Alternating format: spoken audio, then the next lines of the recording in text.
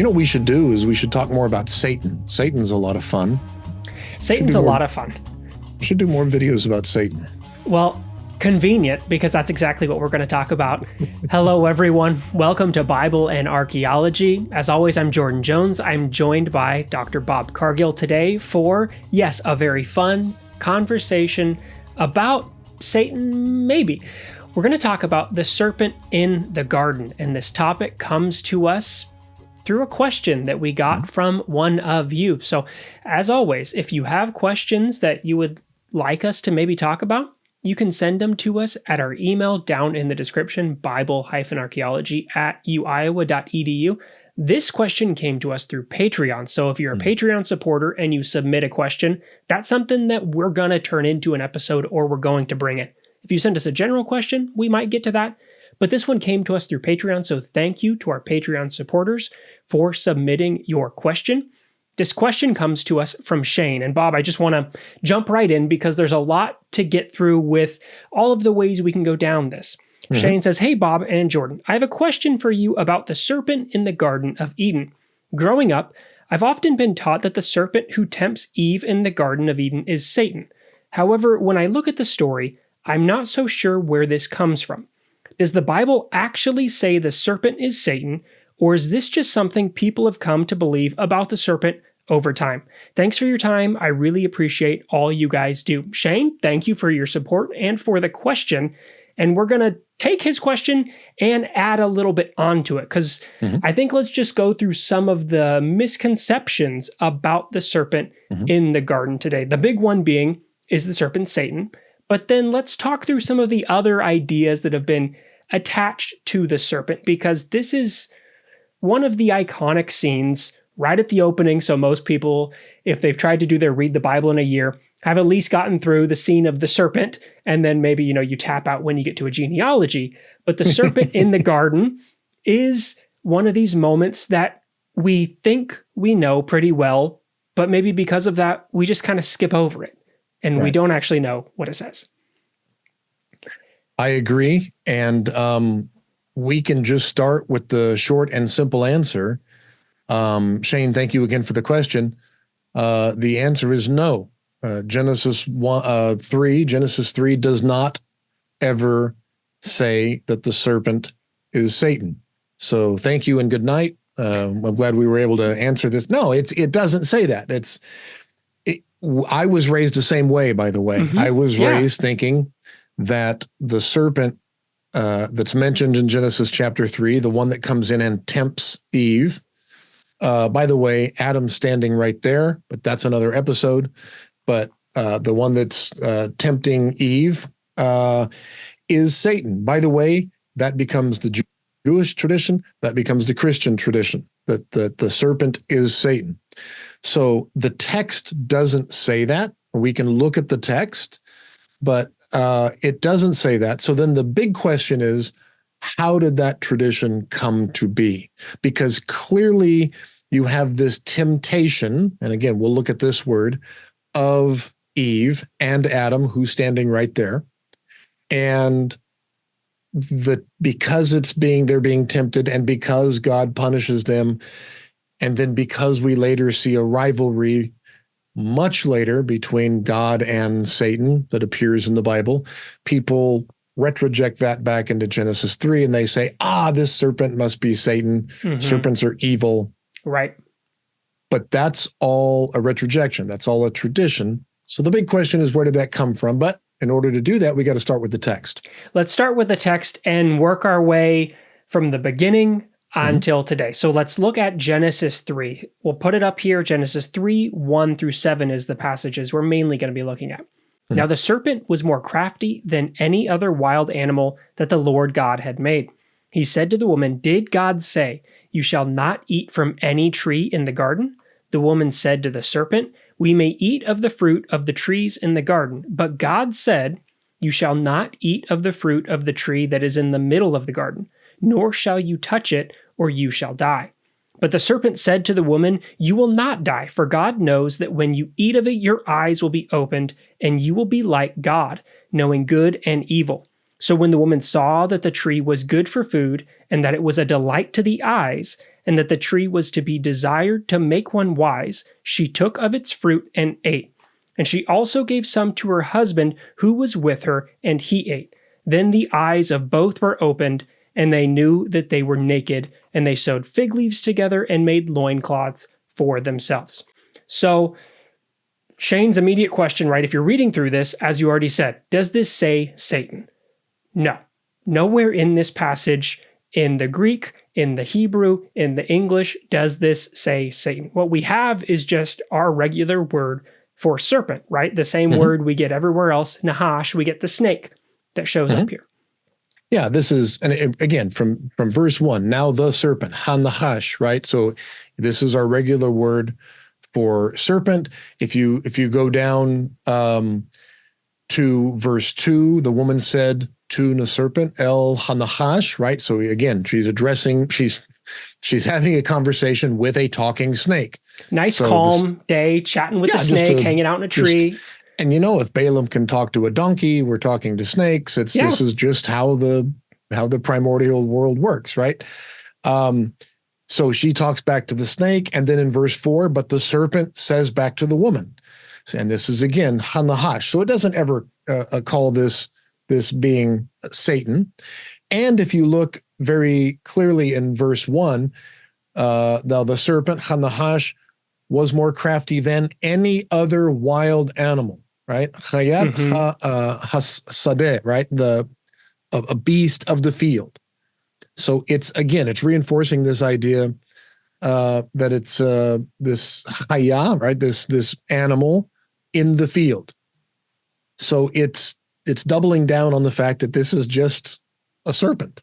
Right, it's being paralleled not to like a divine creature. It's not the serpent was craftier than any other angel or any other. It's craftier than every other wild animal. It's an animal. Correct. Now, some people will argue that in mythological parallels, that the serpent is the Leviathan, or the serpent is, the one of the ancient beasts of the ocean, and is this Tiamat from the Enuma Elish? It could be Tiamat. It could be it, and that. It's possible if you're looking at mythological parallels, but that's not what the text is saying here. The text is saying it's a serpent, it's a beast of the field, and it's a clever one. It's a clever one. Yeah, this is an interesting word as well. So it's clearly talking about an animal. And look what it says. It says that it was, and the translation we get is more crafty. The King James actually says more subtle. Right. So this is an interesting choice of words, very British, very, the word here is arum. So depending on how you point it, arum is naked, which I think is an interesting play on words later, but here it's arum, right? So the word here is either going to be crafty or clever. But what's interesting is when you look at how the Septuagint translates this, the Septuagint uses the word phronimos. Now, that word means clever, crafty, wise, something like that. And what's interesting about this is if you look down at Matthew 10:16, this same word, phronimos, is used, believe it or not, by Jesus to his disciples. And he says, "See, I am sending you out like sheep into the midst of the wolves. So," wait for it, "be wise," phronimos, "as serpents." Holy crap, right? "And innocent as doves."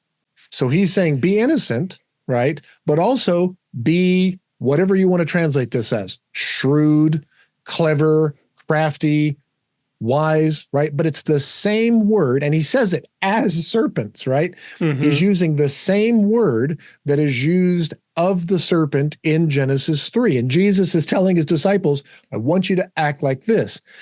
I highly doubt that Jesus is telling his disciples, I want you to act like Satan. I want you to act like, Satan in Genesis 3 when he's tempting. He's not saying that. He's saying, I want you to be clever. I want you to be wise. I want you to be shrewd, parallel with a shrewd manager type thing. I want you to be clever, like a serpent. They're pretty clever animals. And this is what I think is going on here. It's talking about one of the most clever animals that was understood to be clever in antiquity, this is just a snake. It's just a snake. Jesus certainly is not telling his disciples to act like Satan. He's telling them to be shrewd like snakes. Now, he's not above calling his disciple Satan. No. He says to Peter, get behind me, Satan. So if he wants to tell them, go out there and be wily like Satan, right? It's something that maybe would be right up his sleeve. Right. It's a bad thing. You brood of vipers or something. He's not beyond doing that. Right. But it's always a condemnation. It's a bad thing. Here he's saying, he's encouraging, be innocent, but also be shrewd like serpents. So he's not calling them Satan here. He's encouraging them. I need you to be clever, like a serpent is clever, this is again, one of these interesting things. But I think it's evidence. It's the same Greek word from the Septuagint again. And we can argue about the accuracy of the Septuagint's translations, because I'm going to hit it hard in a minute. But it's this same idea that this is just a snake. The tradition will change, but it's just a clever animal.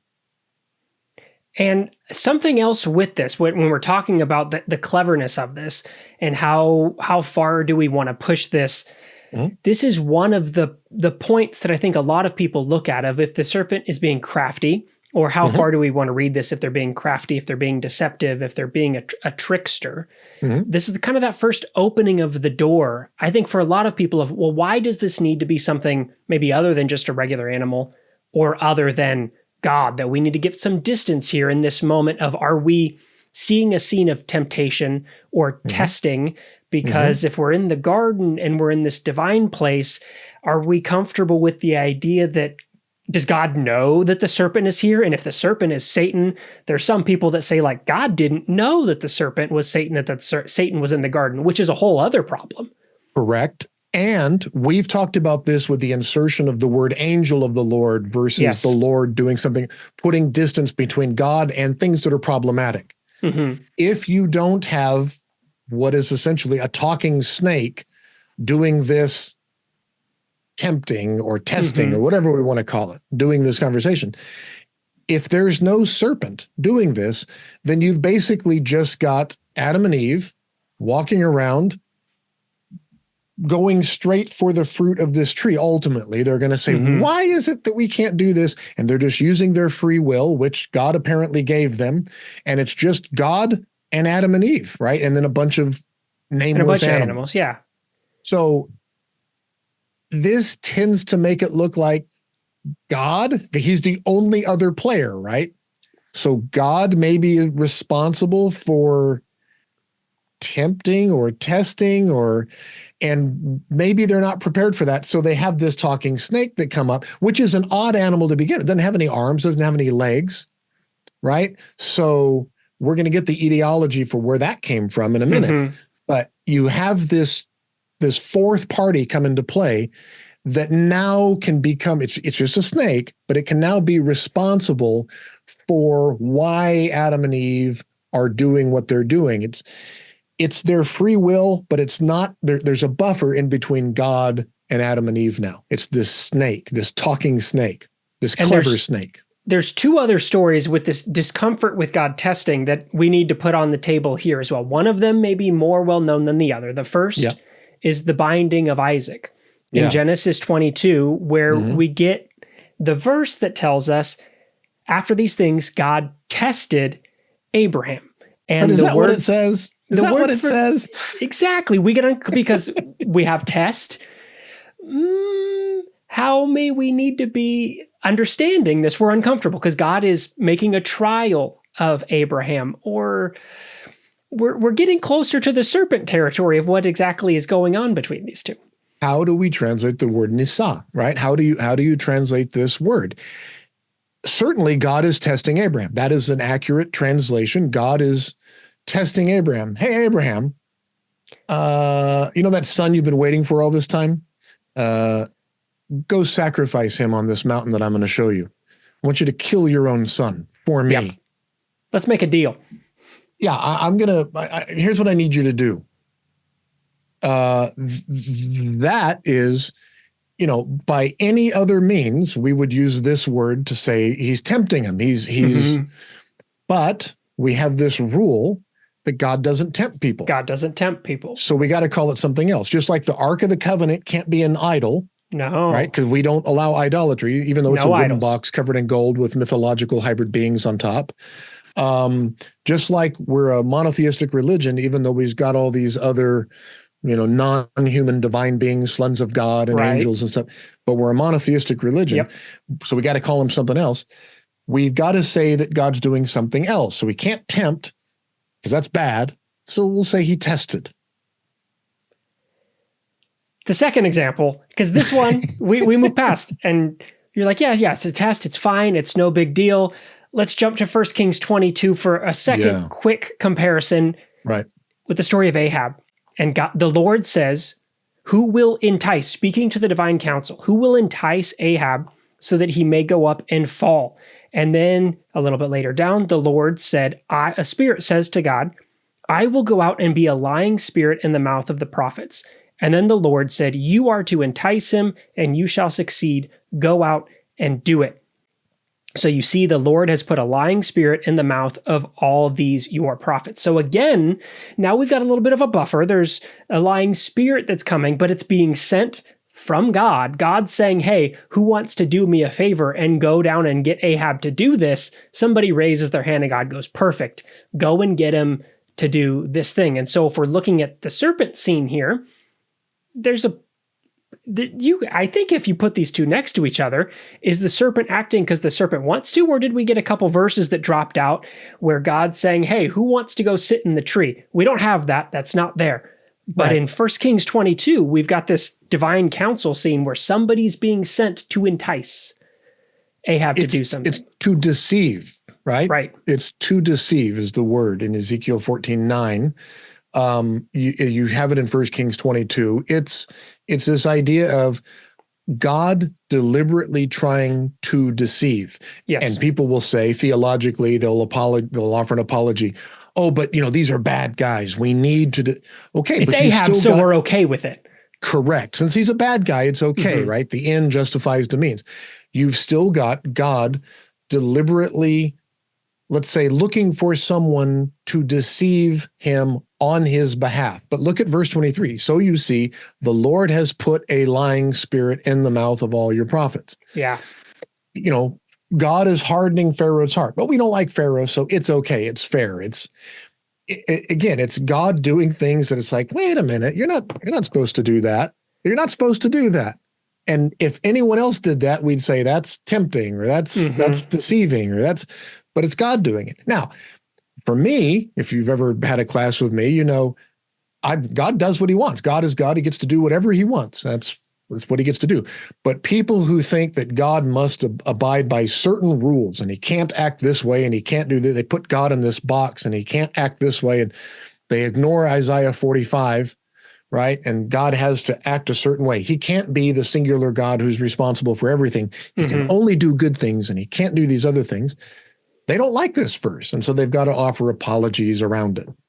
So this is one of the first openings for why do some people look at the serpent here and need to begin reading it another way. The first one is creating some distance here between the testing and others. But this isn't the only thing that people attach to as reasons for, there's things about this serpent that seem different or odd or unique that are maybe additional indications, if we're reading hard, to need to justify point A, that this is the Satan. What else may be a thing that supports this?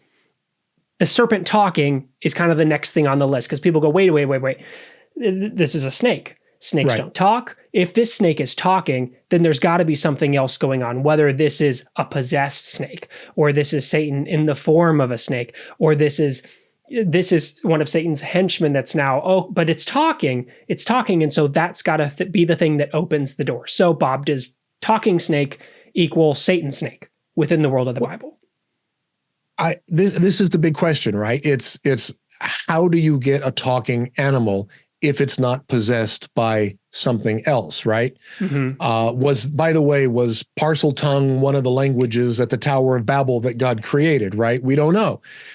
But, again, I've said this before, theology is like, is basically asking if lightsabers work underwater. You're dealing with a mythological world and people are making up the rules as they go. Right. So something will happen and say, well, that doesn't follow the rules. They're making up the rules, right?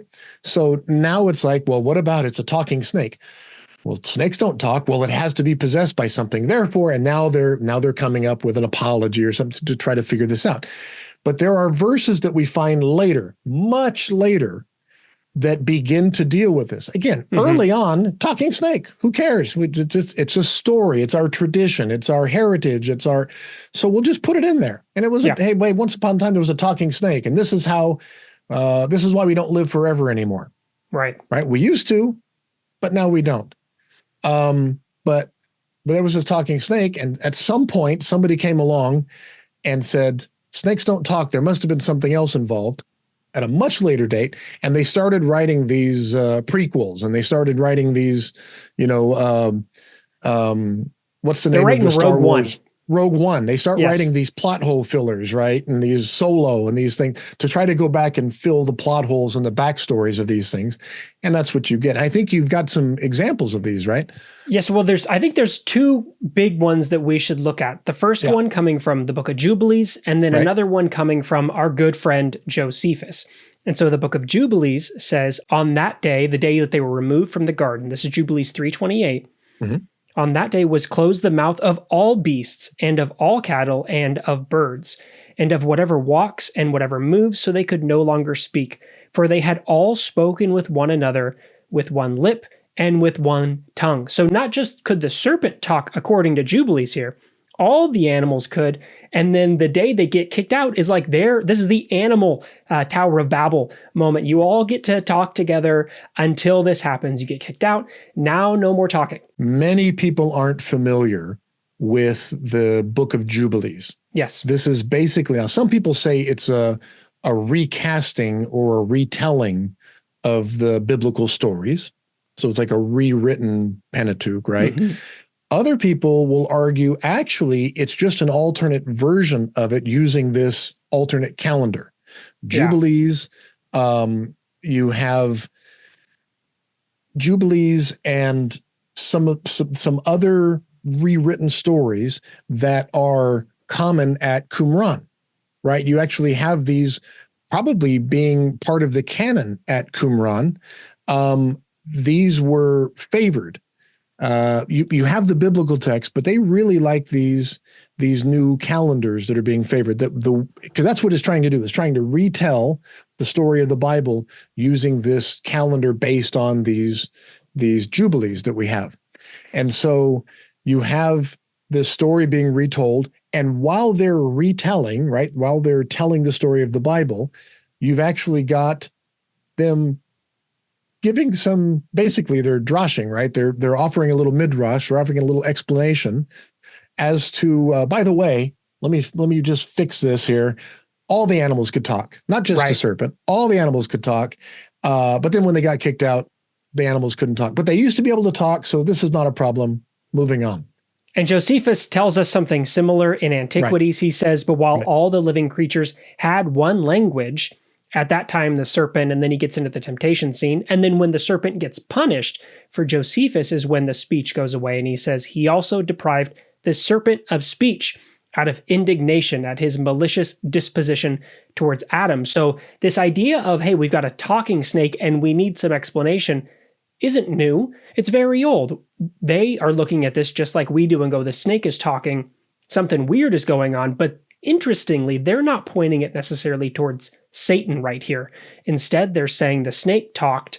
The snake talked, other creatures could talk too, and that gets taken away as punishment. But in the same way that this opens the door of a need for an explanation, they go towards everybody gets to talk instead of pointing it towards Satan, which is an interesting maybe indication of concern that's changed over time. But the talking serpent is one of those point B's that follow up on, is this Satan or is this not? Talking serpent, maybe not so weird for the world of Genesis.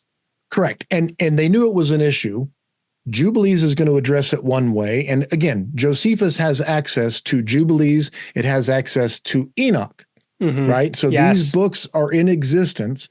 And one of the things we learn is that Jubilees sometimes tries to solve problems. And again, I call them plot holes, right? And again, when we interviewed Seth Sanders, we talked about this. This is a great theory. I like it. When they were collecting all of the creation myths, if it had something to do with, the creation, they put it at the beginning. If it had something to do with the flood, they put it here. If it had something to do with, and they basically grouped all the stories based on their theme. Mm-hmm. Now, they didn't necessarily care whether they matched up, right? Whether they harmonized. Mm-hmm. These are our creation stories. We'll put them Genesis 1, Genesis 2. By the way, we should probably do a video, a formal, proper video on Genesis 1 and Genesis 2. Yes. But they put the creation stuff here. They put the flood stuff here. They put these Exodus tales here, right? They put the Sinai traditions, even though you get them twice, but they just grouped them. They didn't care about harmonizing them. But later on, at a much later date, when they start taking this stuff seriously, oh no, this is history, right? This isn't just a collection of our founding stories. They needed to harmonize these things. They had to make some kind of logical sense.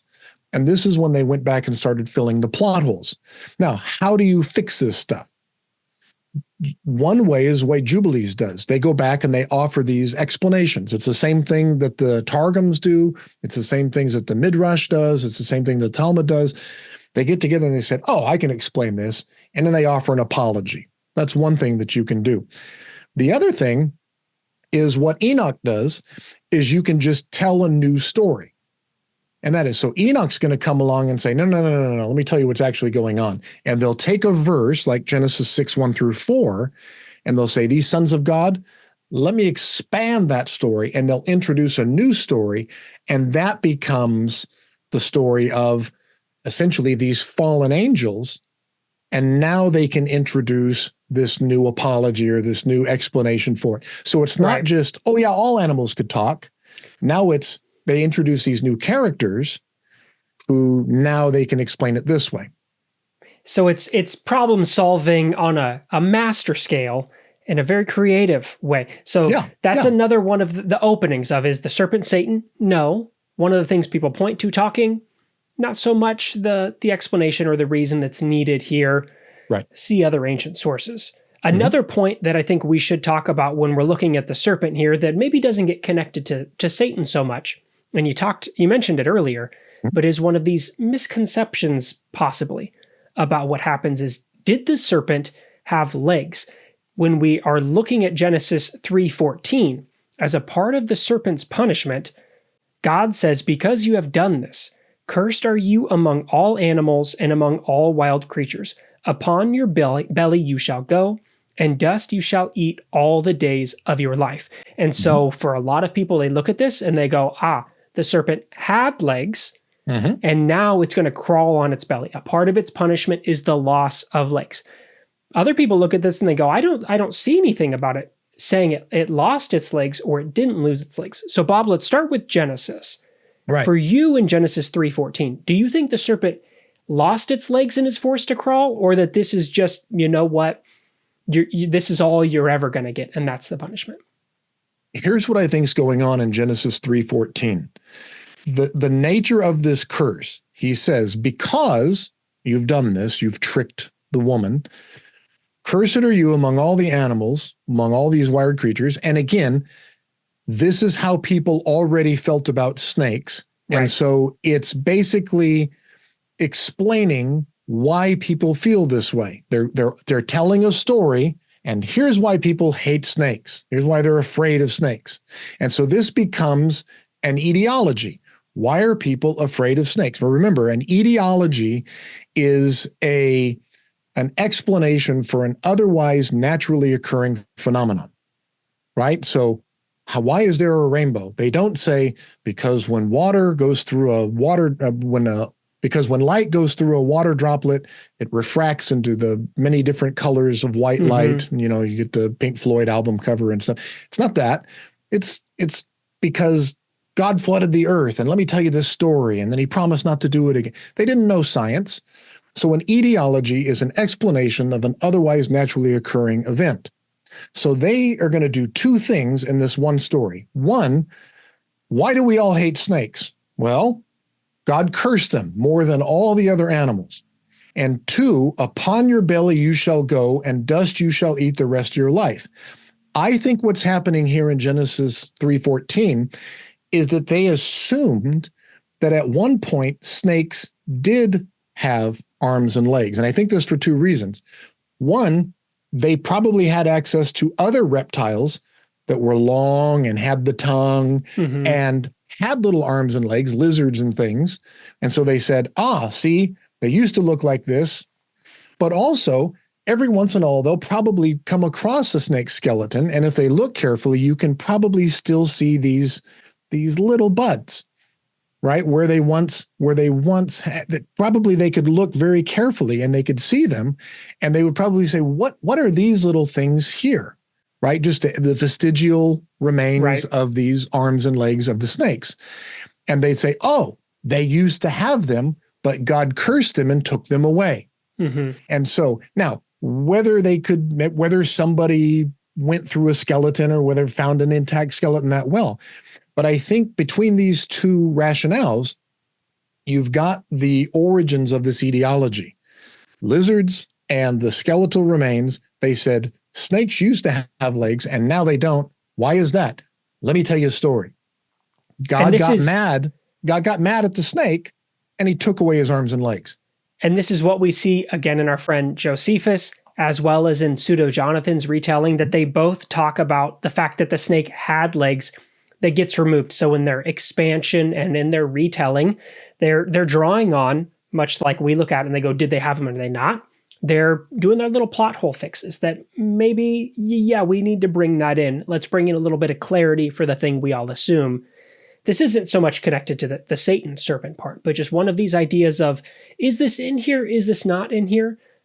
Genesis doesn't explicitly say it had legs that got removed, correct, but likely to be understood or inferred by the audience, you think, is kind of where we're going with that one. Yeah, I think that the idea is that, especially with the lizards, they understood that again, they didn't have the theory of evolution, but they saw animals similar to the snake and they just assumed, how on earth do these animals move around without legs? They must have, at one point had legs and God cursed them and took them away. And look, they're still having to make do, but now they're just terrifying. This is a terrifying thing to see. I mean, it's a naturally terrifying thing. Now, today we know that it's human, it's like innate in our brain that when we're jogging along the track and we see, even if it's a stick, we're going to jump over a shadow of a tree branch. Yeah. We will jump over it before our brain says, oh, that's just a stick. It's just a natural. We have evolved with snakes to know to get away from these things at all cost, right? It's just part of our nature. But this is probably an etiological explanation for why that is. That's it. So there's another one. I want to move us to a point that I think is one of my favorite questions in this story that has to do with the serpent here, but is connected to the cunningness, the craftiness, the deception of the serpent. And it's the question of who tells the truth about what the fruit will actually do, because we have 3, really, if we read through this, 3 different accountings of what the fruit is going to do. We have one that comes from God, we have one that comes from Eve, and we have one that comes from the serpent. And they don't all match up in their retelling, maybe naturally because one of them is supposed to be crafty, but they open the door, given the outcomes, to some questions of who's actually telling the truth about what this is going to do. So let's walk through all 3 of these, Bob, and then I want to hear your opinion on who's really telling the truth and maybe some of what the punishment really is, because that's the natural next question. Yeah. What God says about this comes in Genesis 2:16 through 17. And the Lord God commanded the man, you may freely eat of every tree of the garden, but of the tree of the knowledge of good and evil you shall not eat, for in the day that you eat of it, you shall die. Now, when Eve is talking to the serpent in Genesis 3:2 through 3, she says, we may eat of the fruit of the trees in the garden, but God said, you shall not eat of the fruit of the tree that is in the middle of the garden, nor shall you touch it, or you shall die.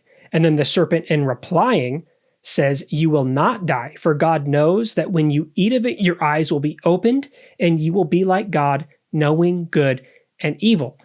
So out of the three of those, Bob, who do you see as telling the truth about what the fruit is going to do? Because if we're looking through when we know what comes next, they eat it, they don't die right away.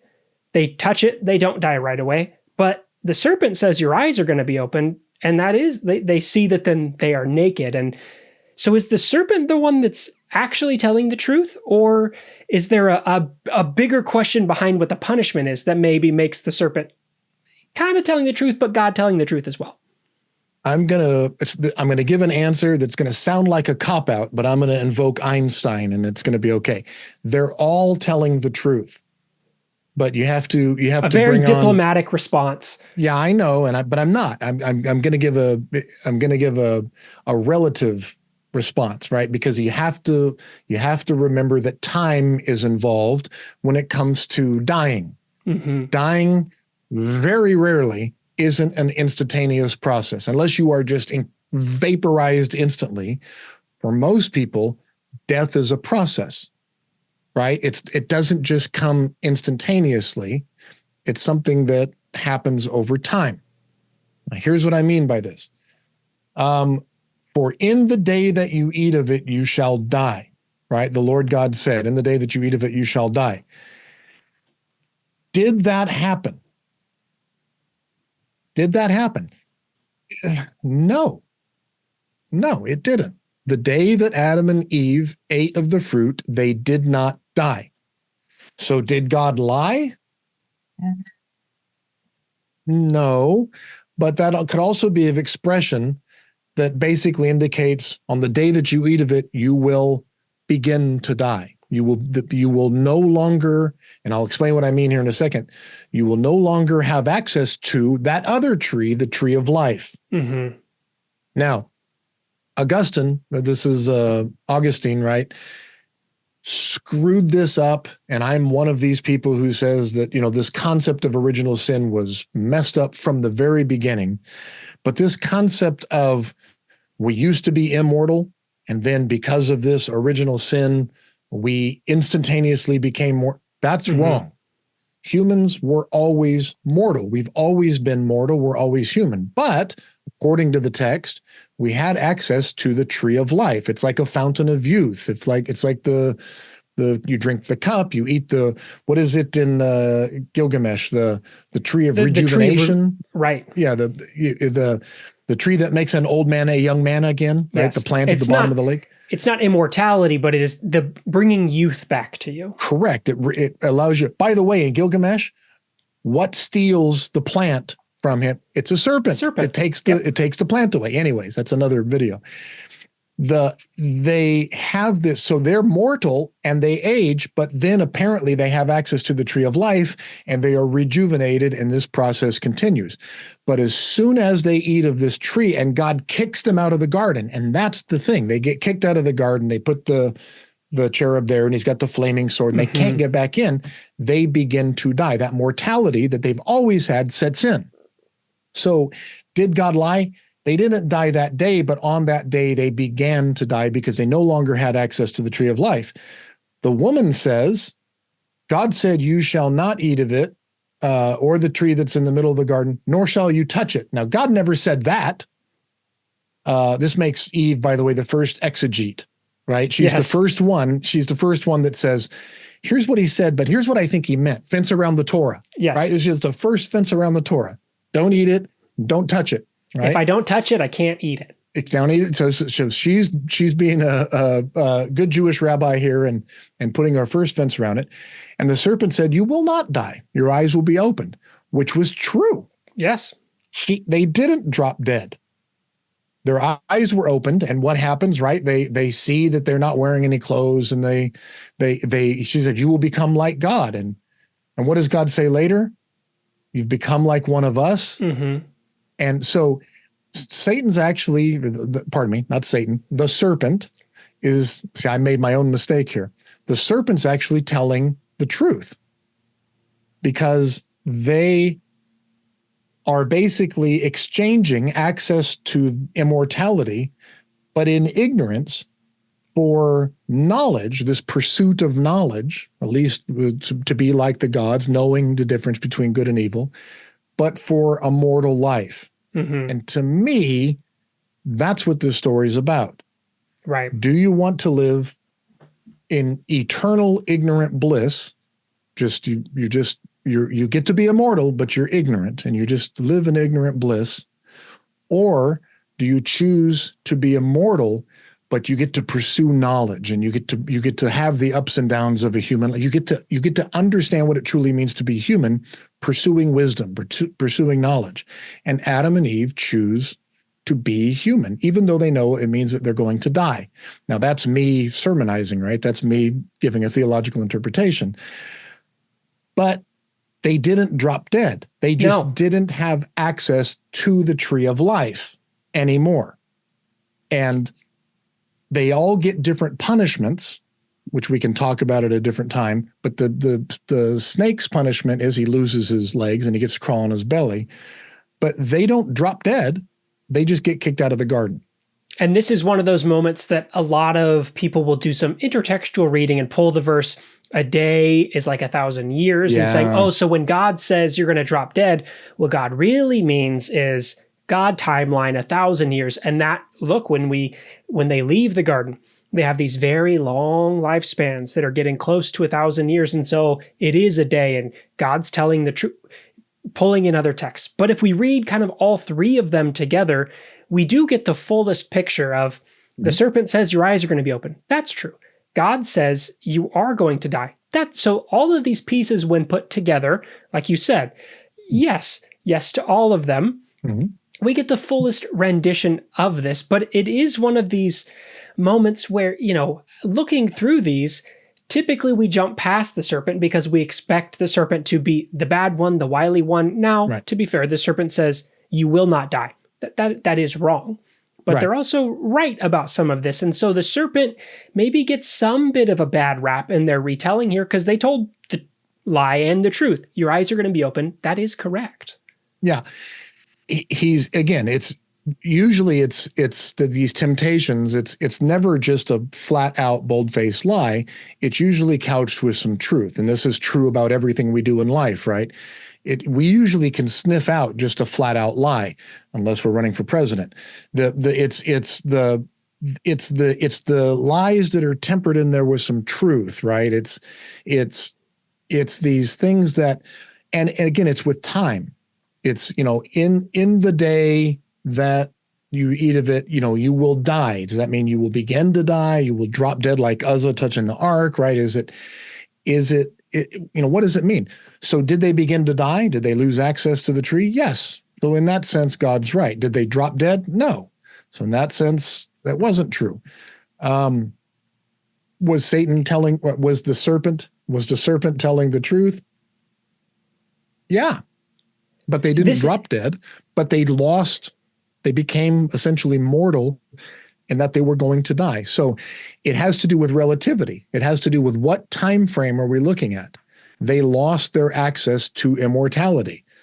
So in that regard, Satan, again, serpent, was wrong. See, this is how it's so cooked in. I mean, we both grew up with this, where the serpent is Satan, the serpent is Satan. And so for anyone that's watching this going like, this is new information, I was raised the same way as Shane, where the serpent is Satan. That's the reading that I was taught growing up. And it's not until you come back to these things later to say, what does this say? And if it doesn't say that, why do we get to it? Which there's the last big reason we'll get to next, the Christological interpretations that come in here.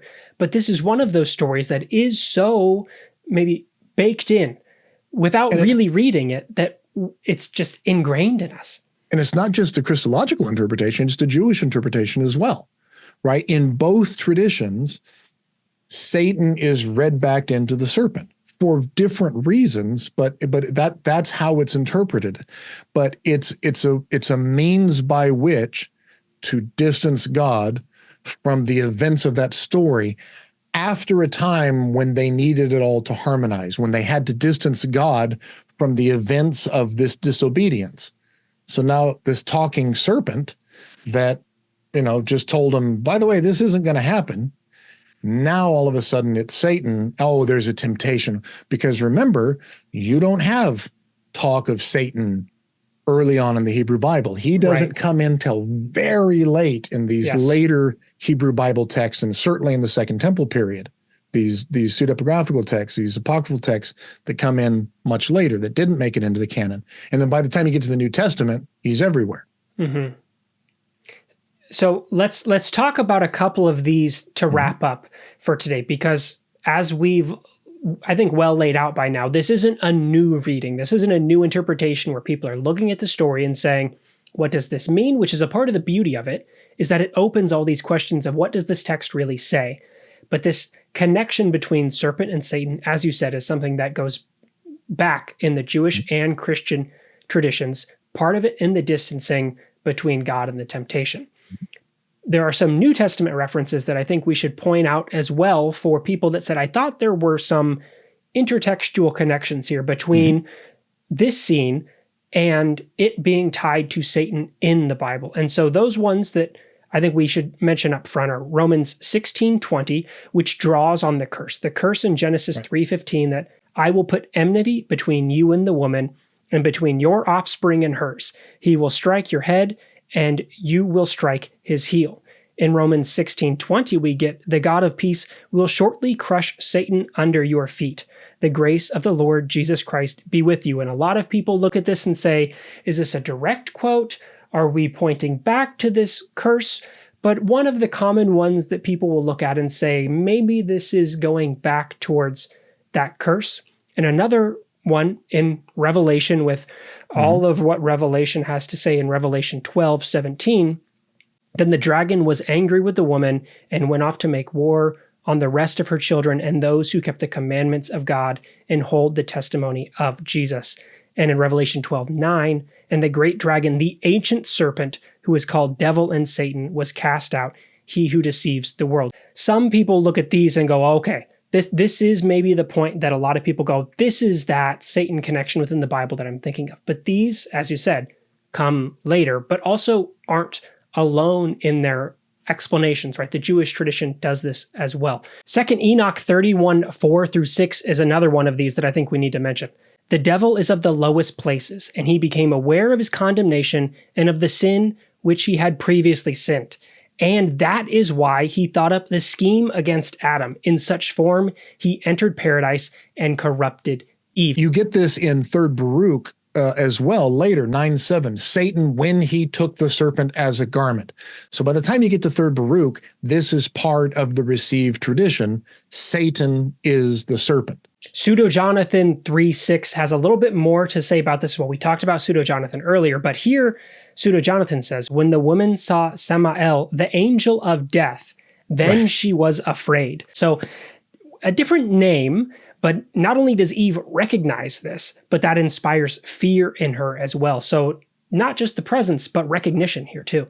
Right. And remember, these targums are the Aramaic translations of the Hebrew Bible.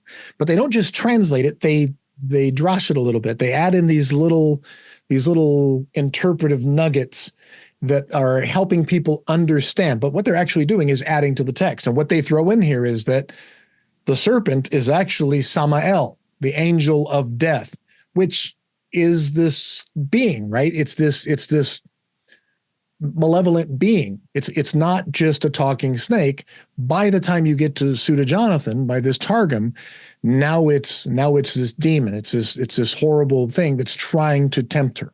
So can you give just a kind of a wrap up here of the need for this at this time? What is it about this period of time, this post-canonization moving out of the Hebrew Bible? Why is this a moment that's ripe for these connections and explanations? Right. And a lot of this, once we get into this post-canonical stuff, especially with the Hebrew Bible, it gets into translations. And this is why I encourage everyone to learn Hebrew, to learn Aramaic, and to go learn Greek, and to go learn Latin, because some of this also comes from the Latin, which comes much later. but you have these traditions that look back, especially at the prophecies of Isaiah, and that are talking about perhaps something else, but they get interpreted and they start getting pieced together. And we'll see something here with the dialogue of Trypho, which is from the mid-2nd century, where Justin Martyr, who wrote this, is basically, he's having a conversation with himself, but he sets up a dialogue partner, a Jewish individual, right, that he's pretending to have a dialogue with, to essentially to do an apologetic, argument with. And he's basically saying that these traditions are well established. And then he goes through and he does exactly what they do at Qumran, right? Except they're pointing to Jesus, right? And the Qumrans are pointing to their guy. And he's saying, look back at Scripture. So if you look at Dialogue with Trypho 45, in order that by this dispensation, the serpent that sinned from the beginning and the angels like him. So he's talking about, he clearly sees this connection with Satan. Dialogue with Trypho 103, the devil whom Moses calls the serpent. So he sees this connection. But one of the big ones comes in 79. Trypho, his dialogue partner, says, for you assert that angels sinned and revolted from God. And Trypho, Justin Martyr turns around and says, I'll give you evidence from Isaiah himself. And he begins to quote from Isaiah chapter 30. So he gets in there and he starts quoting from Isaiah 30, and he starts giving this, but it's from the Septuagint. So he's not giving the Hebrew, he's giving the Septuagintal translation of this text. This is Isaiah 30, 1-5, and it's talking about how they were relying on Egypt.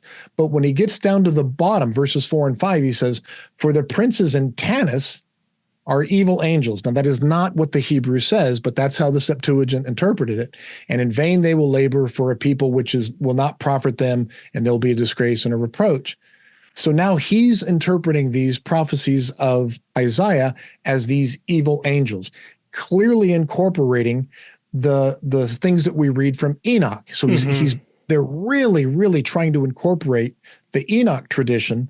And of course, this Enoch tradition was incredibly popular, so popular that's probably what Revelation, or at least that's what people are thinking about when they read this apocalyptic literature from Revelation, and they bring it all together, and all of a sudden, Satan is a fallen angel, one of these ones from Enoch, 1-10.